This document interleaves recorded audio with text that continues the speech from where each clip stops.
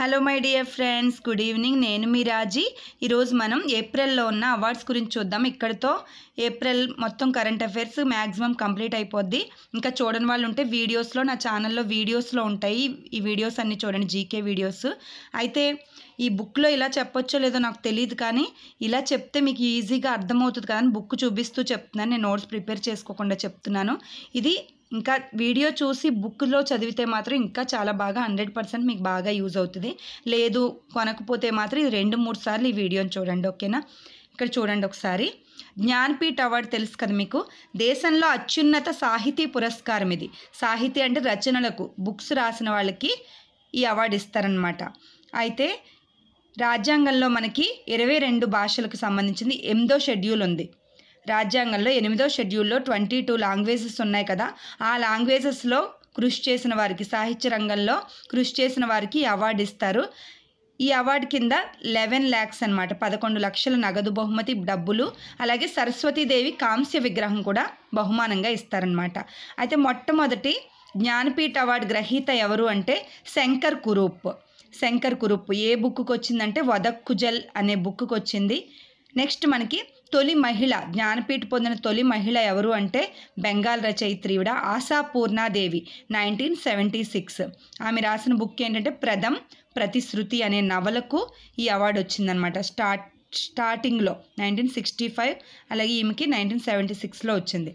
తర్వాత మనకి ఈ ఇయర్ 2023కి కాను జ్ఞానపీఠ అవార్డు ఎవరికి వచ్చిందంటే ఇద్దరు ఉన్నారు. ఉర్దూ కవి గుల్జార్కి వచ్చింది, అలాగే సంస్కృత పండితుడు జగద్గురు రామభద్రాచార్యులకు వచ్చిందనమాట.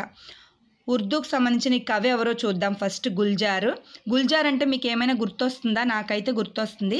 జయహో సాంగ్ ఉంటుంది కదా, స్లమ్ డాగ్ మిలీనియర్లో జయ హో జై హో అని ఉంటుంది. ఆ సాంగ్ చాలా ఇష్టం నాకు, అది చాలా మోటివేషనల్గా ఉంటుంది. ఆ సాంగ్ రాసిన వ్యక్తి గుల్జార్ అనమాట, ఇతనే, ఓకేనా? ఇతని అసలు పేరు ఏంటంటే, నేను 2008 డిఎస్సికి కూడా చదివాను ఇది. అంటే నోటిఫికేషన్ 8-9లో ఎగ్జామ్ జరిగింది, అప్పుడు ఆస్కార్ అవార్డు వచ్చింది దీనికి. అప్పుడు కూడా నేను ఈయన గురించి చదివాను, ఓకేనా? ఇప్పుడు చూడండి, ఈయన అసలు పేరు సంపూరన్ సింగ్ కల్రా అసలు పేరు, ఓకే? గుల్జార్ కల్రా, ఇలా గుర్తుపెట్టుకోండి కొంచెం, గుల్జార్ కల్రా. నెక్స్ట్ మనకి ఇతను బాలీవుడ్ సినీ రచయిత అంట, హిందీ ఈయన. నెక్స్ట్ హిందీ సినిమాల రచయిత అనమాట. 3 లైన్లతో 3 లైన్స్తో చాలా పద్యాలు రాశాడంట, పోయమ్స్ రాశాడు 3 లైన్స్తో, ఫేమస్ అనమాట. నెక్స్ట్ మనకి మాచిస్, ఓంకార, దిల్సే, గురు చిత్రాల్లో ఈ సినిమాలకి సాంగ్స్ రాశాడంట ఈయన. నెక్స్ట్ మనకి దర్శకుడుగా కూడా ఈయన రాణించారు. కోషిష్, పరిచయ్, అలాగే ఇజాజత్ చిత్రాలతో పాటు టీవీ సీరియల్ మీర్జా గాలిబ్కు కూడా ఈయన దర్శకత్వం, డైరెక్షన్ వహించారనమాట. ఈయన డైరెక్టర్గా చేశారు గుల్జార్.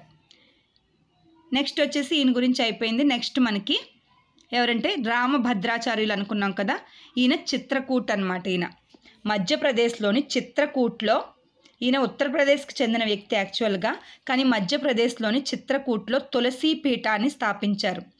2 నెలల వయసులో ఈయన చిన్నప్పుడు 2 months ఉన్నప్పుడే పాపం ట్రకోమా అనే కళ్ళకు సంబంధించిన వ్యాధి వల్ల కంటి చూపును కోల్పోయారంటే తెలుసా? కంటి చూపు లేకపోయినప్పటికీ కూడా ఈయన చూడండి, అంటే ప్రతిభకు ఏది అడ్డు కాదంటాం కదా, అంటే విజయం సాధించడానికి ఏది అడ్డు కాదు, ఆఖరికి కంటి చూపు కూడా అని ఈయన నిరూపించారు. ఏకంగా 22 లాంగ్వేజెస్లో మాట్లాడతారు. అలాగే కంటి చూపు లేకపోయినప్పటికీ 240కి పుస్తకాలు రాశారంట, బుక్స్ రాశారు. చాలా గ్రేట్ కదా ఈయన. ప్రస్తుతం ఉన్న 4 జగద్గురువుల్లో ఈయన రామభద్రాచార్యులు ఈయన ఒకరన్నమాట. ఈయన అసలు పేరు ఏంటంటే గిరిధర మిశ్రా. రామభద్రాచార్యులు అసలు పేరు భద్రాధర, ఓకే? గిరిధర మిశ్రా. నెక్స్ట్ వచ్చేసి మనకి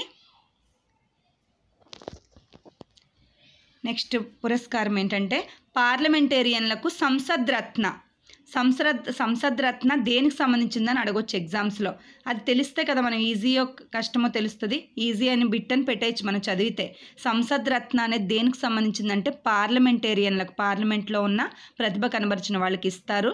అయితే చెన్నైకి చెందిన ప్రైమ్ పాయింట్ ఫౌండేషన్ అనే సంస్థ ఈ అవార్డును బహుకరం చేస్తుంది. అయితే ఫిబ్రవరి 15 న్యూఢిల్లీలో ఈ కార్యక్రమం జరిగింది. సంసద్ రత్న వచ్చిన వాళ్ళు ఎవరంటే Sudhir Gupta BJP, Shrikant Eknath Shinde Shivsena, Sukanta Majumdar BJP, Kuldeep Rai Sharma Congress, Amol Kolhe NCP. వీళ్ళందరికీ కూడా సంసద్ రత్న వచ్చింది. నెక్స్ట్ సంసద్ మహారత్న కూడా ఉంది. వీళ్ళలో ఒక ఇంపార్టెంట్ వ్యక్తి ఉన్నారు, అధిర్ రంజన్ చౌదరి. అంటే కాంగ్రెస్ పార్టీ ఉంది. అయితే లోక్సభ ప్రతిపక్ష నేత కూడా అధిర్ రంజన్ చౌదరి అని చెప్పుకున్నాం మనం ముందు వీడియోస్లో. ఆయనకి సంసద్ మహారత్న వచ్చింది. నెక్స్ట్ విద్యుత్ బరన్ మహతో బీజేపీ, అలాగే ఎన్కే ప్రేమచంద్రన్ ఆర్ఎస్పీ.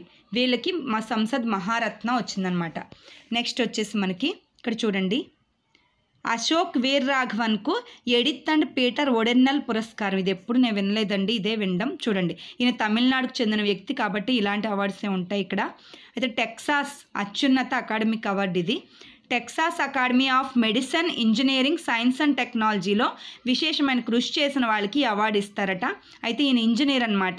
భారత సంతతికి చెందిన ప్రముఖ కంప్యూటర్ ఇంజనీర్ అట. ఇమేజింగ్ సాంకేతికతలో, ఇమేజింగ్ టెక్నాలజీలో చేసిన ఎక్స్పెరిమెంట్స్కి గాను ఈయనకి ఆ బహుమతి వచ్చిందట. ఓకేనా, తమిళనాడుకు చెందిన వ్యక్తి ఈయన. నెక్స్ట్ మనకి నాగరాజు సురేంద్రకు కేంద్ర సాహిత్య అకాడమీ పురస్కారం. ఈయన తెలుగు వ్యక్తి, అలాగే తెలంగాణకు చెందిన వ్యక్తి కాబట్టి చాలా చాలా ఇంపార్టెంట్. ఏపీ తెలంగాణ వస్తే ఇంకా బాగా చదవాలి మనం.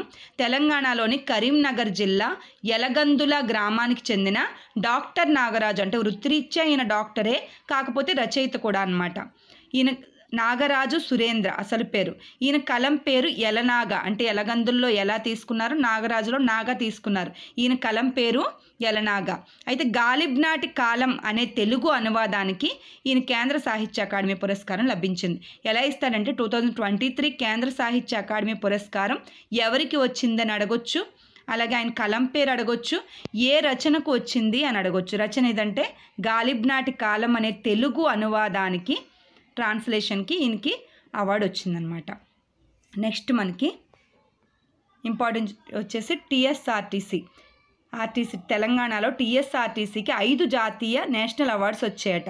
5 national bus transport excellence awards వచ్చాయి. అంటే రోడ్డు భద్రత, ఇంధన సామర్థ్య నిర్వహణ, సిబ్బంది సంక్షేమం, సాంకేతిక వాడడం అంటే టెక్నాలజీ వాడడం, అన్నిటిని పరిగణలోకి తీసుకుంటే టీఎస్ఆర్టీసీకి 5 ప్రైజెస్ వచ్చాయంట నేషనల్లో. అయితే ప్రయాణికులకు మెరుగైన సౌకర్యాలు కల్పిస్తుందన్నమాట ఇది. Association of state road transport undertakings, ASRTU abbreviations కూడా చాలా ఇంపార్టెంట్ మనకి. Association of state road transport undertakings 2022-23 గాను తెలంగాణ ఆర్టీసీని ఈ అవార్డుకి ఎంపిక చేసిందనమాట. ఇది ఎంపిక చేసింది. ఓకేనా. నెక్స్ట్ అర్బన్ విభాగంలో సెకండ్ ప్రైజ్. మామూలుగా అయితే మనకి ఫస్ట్ ప్రైజే ఇది, కానీ అర్బన్ విభాగంలో వచ్చేసి సెకండ్ ప్రైజ్, ద్వితీయ స్థానంలో నిలిచిందని మనం చెప్పుకోవచ్చు.